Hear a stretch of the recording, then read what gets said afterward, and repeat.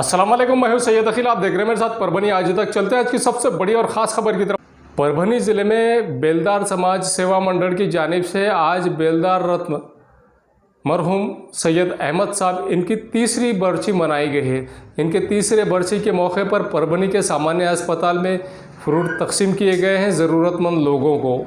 उसी के साथ में शहर के अलग अलग एरिए में लोगों को खाना भी तकसीम किया गया है। आइए जानते हैं परभनी के बेलदार समाज सेवा मंडल के महाराष्ट्र अध्यक्ष डॉक्टर सैयद अहमद साहब क्या कहते हैं, और उनके साथ में परभनी के ज़िला अध्यक्ष कलीम बेलदार साहब जो बेलदार समाज सेवा मंडल के ज़िला अध्यक्ष हैं, ये क्या कहते हैं, और साथ ही मानवत के बेलदार समाज सेवा मंडल के मानवत के सेक्रेटरी सत्तार भाई, ये तीनों ने किस तरह से बात की, क्या कहा इन्होंने। बेलदार समाज सेवा मंडल की जानिब से बेलदार समाज सेवा मंडल किस तरह से लोगों की फलाह और बहबूदी के लिए काम कर रहा है, आइए सुनते हैं इनकी ये बात। 64 मैं सैयद अखिल, आप देख रहे हैं मेरे साथ परभनी आज तक। चलते हैं आज उस समाज की तरफ जो समाज लोगों के घर तो बनाता था, लेकिन ये समाज अपने लिए, अपने खुद के लिए और अपने आने वाली नस्लों के लिए किसी तरह का कोई डेवलपमेंट नहीं करता था। लेकिन ये समाज को दिशा दिखाई परभनी में जो इंजीनियर थे सैयद चांद साहब बेलदार, जिन्होंने अपने समाज के लिए, बेलदार समाज के लिए रात दिन मेहनत की और समाज के नौनिहालों ने तरक्की करना ये उनका ख्वाब था। लेकिन उस तरक्की में बाधाएं आ रही है उसी समाज के, उसी बिरादरी के कुछ ऐसे लोगों से जिन्होंने ये समाज को बेचने का काम शुरू किया, इसके सर्टिफिकेट्स बेचने का काम शुरू किया। और ये उन्हीं के अहमद साहब के करीबी रिश्तेदार ही लोग हैं जिन्होंने ये हरकतें की है। जबकि समाज के लोग आज की डेट में वेल क्वालिफाइड हो रहे हैं, और ये वेल क्वालिफाइड होने वाले नौजवान लड़के और लड़कियों में इस तरह का प्रॉब्लम क्रिएट हो रहा है कि जो दूसरे समाज के लोग भी बेलदार समाज का सर्टिफिकेट, डुप्लीकेट सर्टिफिकेट लगाकर मिसयूज कर रहे हैं। आज हम बेलदार समाज के अहमद साहब के तीसरी बरसी पर आए हुए हैं। जानते हैं समाज के कुछ लोग हमारे साथ हैं, किस तरह का काम अहमद साहब का था और क्या ये आह्वान करना चाहेंगे समाज के लोगों से। बिस्मिल्लाहिर्रहमानिर्रहीम। पहली बात तो मैं ये बताना चाहूँगा कि मरहूम सैयद अहमद सैयद चांद साहब बेलदार समाज के अध्यक्ष और बेलदार रत्न रहे वाले हैं। उनकी इस समाज को डेवलप करने के लिए, इन समाज के बच्चों को एजुकेटेड करने के लिए जो उनकी तड़प और जो तकलीफ़ें थी, उसके लिए उन्होंने रात और दिन मेहनत करके ये समाज को बनाए।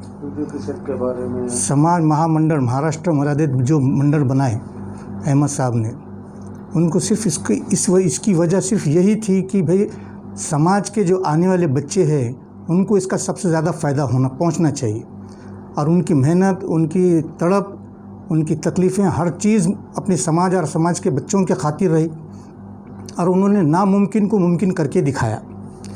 आज हमारे समाज के अंदर कहीं टीचर्स है, इंजीनियर्स है, डॉक्टर्स भी है, और वाले साहब की ये हमेशा ख्वाहिश रही कि बच्चों ने एजुकेशन हासिल करते रहना चाहिए, और उसी एजुकेशन के वास्ते रात और दिन मेहनत करके एक समाज के मंडल बना के इस बच्चों के लिए, मुस्तकबिल के लिए बनाने वाला है।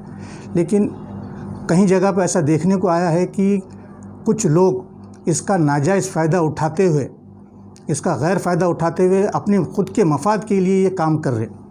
मैं हमारे समाज के बिरादरी के तमाम लोगों से गुजारिश करूँगा कि ऐसे लोगों से बचे और ऐसे लोगों को दूसरा काम करने से रोके।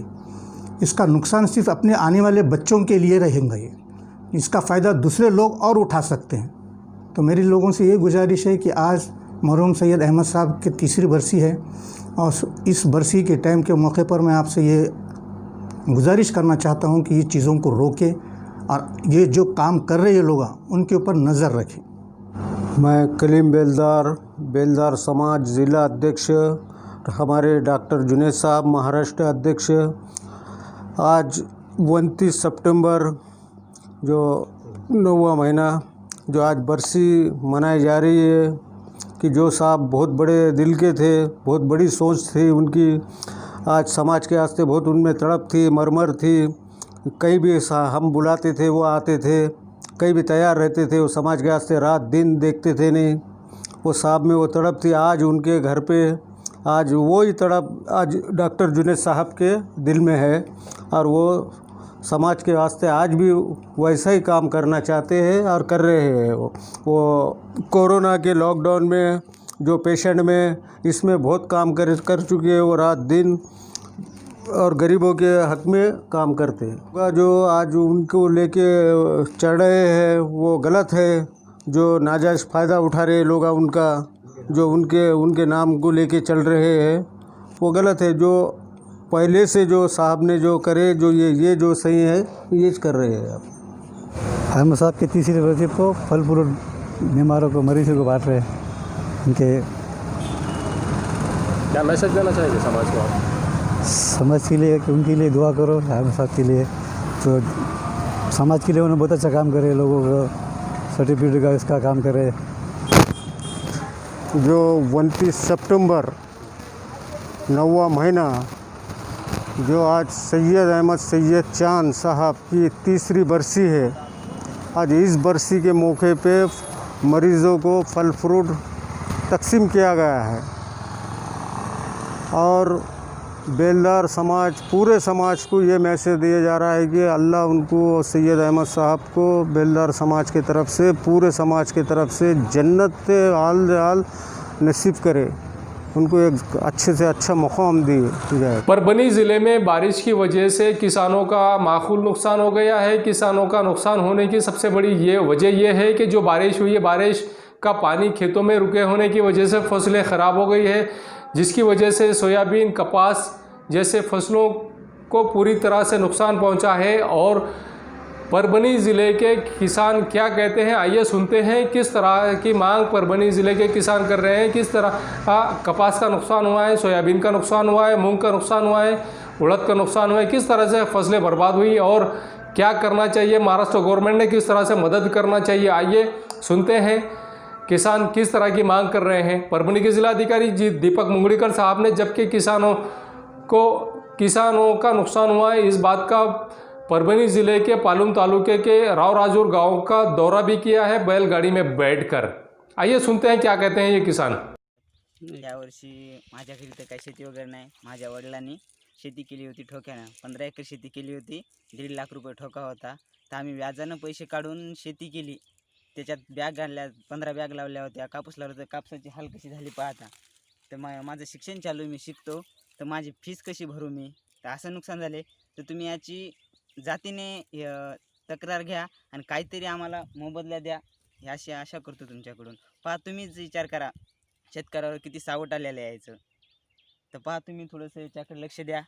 मला वाटते तुम्ही परभणी इकडं शिवारात येऊन, महामंडळ पेडगाव महामंडळात येऊन, झरी महामंडळात येऊन तुम्ही पाहणी केल्याशिवाय तुम्हाला काय समजणार नाही। तुम्ही यावे अशी मी विनंती करतो। आतापर्यंत मला 3 लाख रुपये खर्च आलेला आहे आणि 3 लाख रुपये व्याजानं काढलेले होते माझ्या वडिलांनी 4-5 रुपये टाक्याने। तर आता कसे मोजायचे, अवघड दिसायले, आता अवघड झाले। कसे माझे वडील हे करणार, माझं शिक्षणाचं काय, शिक्षणाचं सोडा बाकीचा खर्च वगैरे तर कसं करायचं आम्ही।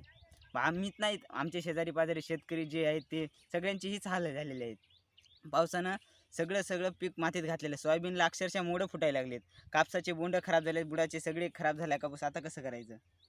अगर आपके पास, आपके पड़ोस में किसी को मूलव्याध है, बगंदर है, नासूर है, तो आप फिक्र ना करें, डॉक्टर राव से कांटेक्ट करें। ये उनका पता है, साई क्लिनिक व Nursing Home, Gawane Chowk, Parbhani. Doctor Rao को 40 साल का तजुर्बा है, Gawane Chowk, Parbhani. Mobile number 9890090925। Second number 9420621924। Parbhani की जनता से आह्वान है, परभनी आज तक की जानिब से आह्वान ये है कि परभनी